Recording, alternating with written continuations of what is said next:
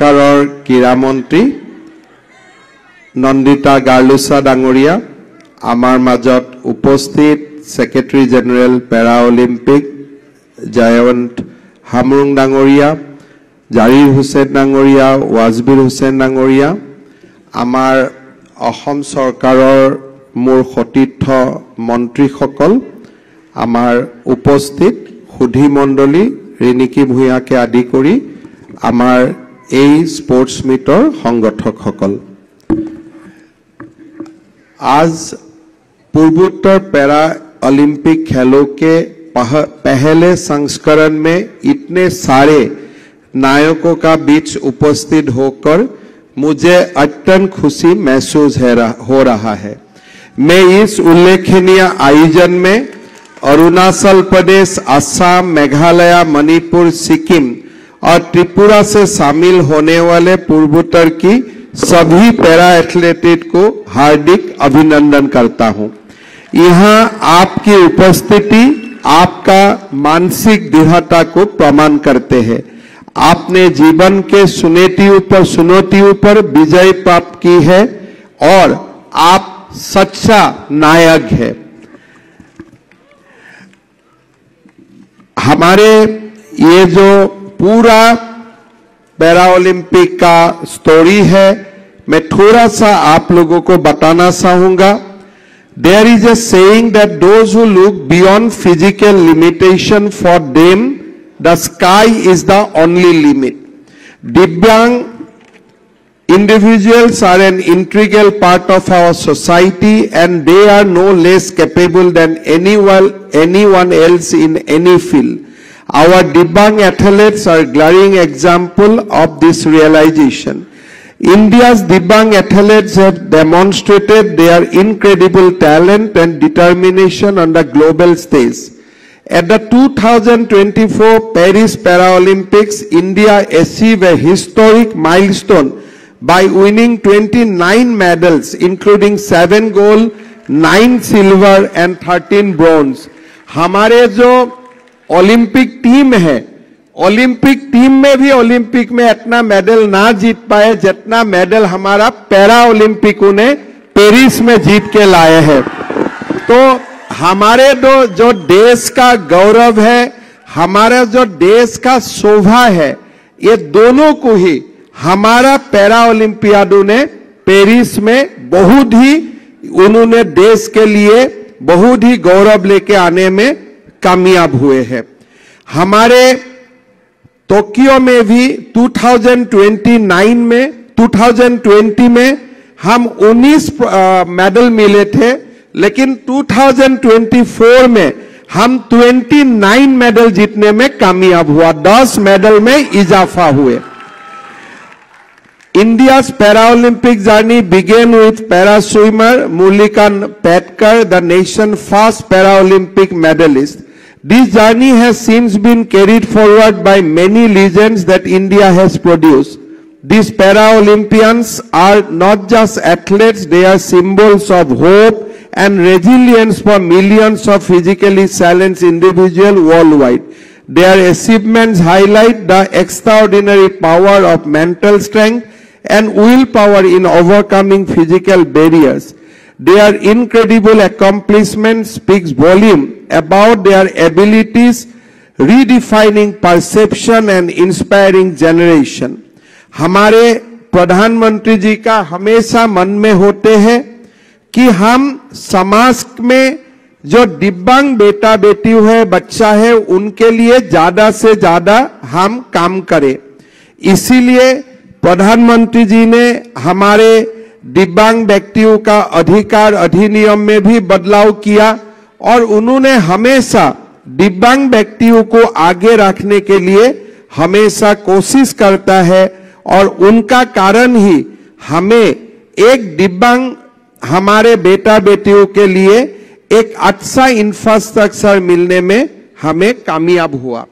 असम सरकार ने हमारे पहले जो स्टेट पॉलिसी थे, ये हमारे नॉर्मल बच्चों के लिए हमें पहले स्पोर्ट्स पॉलिसी बनाया था, लेकिन अभी हमारा जो पॉलिसी है, इस पॉलिसी को हमने दिव्यांग सारे प्लेयर्स को भी इंक्लूड किया है और उसका कारण इस बार हमें 2023 में हमारे अनवर सिकदार को असम सरकार ने अपना अचीवमेंट के लिए 20 लाख रुपया से सम्मानित किया, साजिदा बेगम को 3 लाख रुपया से सम्मानित किया, अबाबिल अली को 5 लाख रुपया से और सौरभ ठाकुर को भी 5 लाख रुपया से हमने सम्मानित किया है।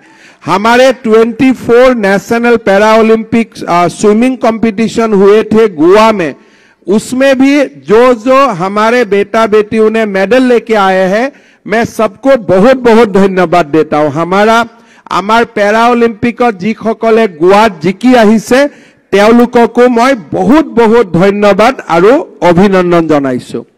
आमार 2-3टा कथारे मैं सामৰণি मारिम। आमार पैरा ओलंपिकत आरु बहुतखिनि आमी करिब पारो। অসমত যেনেকে অসমৰ পৰা অলিম্পিকত লভলীনা বৰগোহাঁই যাব পাৰিলে, তেনেকে আমাৰ পেৰা অলিম্পিয়াড সকলৰ মাজতো বহুত কেপাচিটি আছে। আমি নেক্সট অলিম্পিকৰ কাৰণে অসমৰ পৰা আমি ডেফিনেটলি ৰিপ্ৰেজেন্ট কৰিব পাৰিম যদি আমি ভাল ধৰণে চেষ্টা কৰি থাকো। আজি উদয়াচলে আমাৰ যি নৰ্থ ইষ্ট পেৰা স্পৰ্টছ মিট কৰিলে, ই এটা বহুত আদৰণীয় পদক্ষেপ আৰু মই আশা কৰো যে অলিম্পিকলৈকে আমাৰ অসমত এনেকুৱা পেৰা অলিম্পিক ইভেন্টছ আৰু হৈ থাকিব যাতে আমাৰ প্লেয়াৰ সকলে অলিম্পিকৰ কাৰণে এইম কৰিব পাৰে, অলিম্পিকত যাব পাৰে আৰু অসম চৰকাৰৰ পৰা পেৰা অলিম্পিক সকলক আমি সকলো ধৰণৰ সহায় সহযোগিতা আগবঢ়াম, সেই প্ৰতিশ্ৰুতিও মই আজিৰ এই অনুষ্ঠানতে দিব বিচাৰিছো। উদয়াচলৰ বিষয়ে ৰিনিকিয়ে কৈছে 17 বছৰ আগতে আমাৰ পাণ্ডুত উদয়াচল স্থাপন হৈছিল। 4 গৰাকী দিব্যাংগ শিশুক লৈ উদয়াচলৰ যাত্ৰা আৰম্ভ হৈছিল।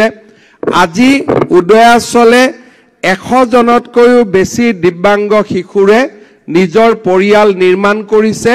মই উদয়াচলক বহুত বহুত অভিনন্দন জনাইছো আৰু বিশেষকৈ মই উদয়াচলক ধন্যবাদ জনাইছো যে নিজৰ দিব্যাংগ শিশুসকলক পৰিয়ালৰ দৰে মৰম কৰাৰ উপৰিও আৰু সকলো ধৰণৰ সুবিধা দিয়াৰ উপৰিও পেৰা অলিম্পিকৰ বাবেও তেওঁলোক আগবাঢ়ি অহাৰ কাৰণে বা আমাৰ দিব্যাংগসকলৰ ক্ৰীড়াৰ ক্ষেত্ৰখনো বিকশাই তোলাৰ কাৰণে আগবাঢ়ি অহাৰ কাৰণে মই আমাৰ দিব্যাংগ শিশুসকলক আৰু এবাৰ কৈছো যে পঢ়া শুনাতে হওক খেলাতে হওক অসম চৰকাৰে যিমান সহায় কৰিব লাগে আমি আপোনালোকক সকলো সহায় কৰিম, মাত্ৰ আপোনালোকে খেলি যাওক, পঢ়ি যাওক আৰু দেউতামাৰ নাম উজ্জ্বলাই তোলক। সকলোৱে এটা মনত তেওঁলোকৰ ধাৰণা থাকে যে আমাৰ দিব্যাংগ শিশুসকলে কিমান কৰিব পাৰে, কিন্তু মই বিশ্বাস কৰো আমাৰ দিব্যাংগ শিশুসকলে যদি চেষ্টা কৰে আমি আকাশ চুবও পাৰিম, আমি যিমান কৰিব পাৰো তাতকৈ আমি বেছি কৰি দেখুৱাব পাৰিম। and we can make our parents proud. পাৰো নে নোৱাৰো? আমি দেউতা মাক পাৰিম নে নোৱাৰিম? আৰু ভালকৈ খেলিম নে নাই? আমি সকলোৱে ৰেগুলাৰ প্ৰেক্টিছ কৰিম, আমি ৰেগুলাৰ প্ৰেক্টিছ কৰিম, ভাল কৰি খেলিম আৰু খেলাৰ কাৰণে কিবা সুবিধা লাগিলে মামাক লগে লগে কলে হল। হ'ব খেলাৰ কাৰণে ইকুইপমেন্ট লাগে, ড্ৰেছ লাগে, কোচ লাগে, যি লাগে মামাক খালি খবৰ দিলে হৈ যাব। হ'ব একদম সকলোৱে ভাল কৰি খেলিব লাগে আৰু অহাবাৰ অলিম্পিক অসমৰ পৰা নৰ্থ ইষ্টৰ পৰা অসমত যাব, অসম আৰু নৰ্থ ইষ্টৰ পৰা অলিম্পিক মেডেলো জিকিব লাগিব। পাৰিম নে নোৱাৰিম? আমি সকলোৱে ডাঙৰ কৰি ক'ব লাগে, পাৰিম নে নোৱাৰিম? আমি পাৰিম। ঠিক আছে, মই সকলোকে আকৌ এবাৰ ধন্যবাদ জনালো, উদয়াচলক ধন্যবাদ জনালো, কিন্তু এটা কথা নকলে ৰখি যাব। আজি আমাৰ ইমান ধুনীয়া খেল হল, ইমান ধুনীয়া স্পৰ্টছ মিট হল, আমাৰ ল'ৰা ছোৱালীবিলাকে ইমান ধুনীয়া খেলিলে, কিন্তু ল'ৰা ছোৱালীবিলাকক খেলুৱৈ বনাবৰ কাৰণে কোনে অনুপ্ৰেৰণা যোগালে, কষ্ট কোনে কৰি আছে? আমাৰ কাৰণে আটাইতকৈ কষ্ট কোনে কৰি আছে? আমাৰ দেউতা মাই কৰি আছে, হয় নে নহয়? সেইকাৰণে আজি সকলোৰে দেউতা মাকলৈও মই মোৰ ফালৰ পৰা আৰু চৰকাৰৰ ফালৰ পৰা বহুত বহুত শ্ৰদ্ধা আৰু সেৱা জনাইছো। বহুত বহুত ধন্যবাদ। জয় হিন্দ, বন্দে মাতৰম।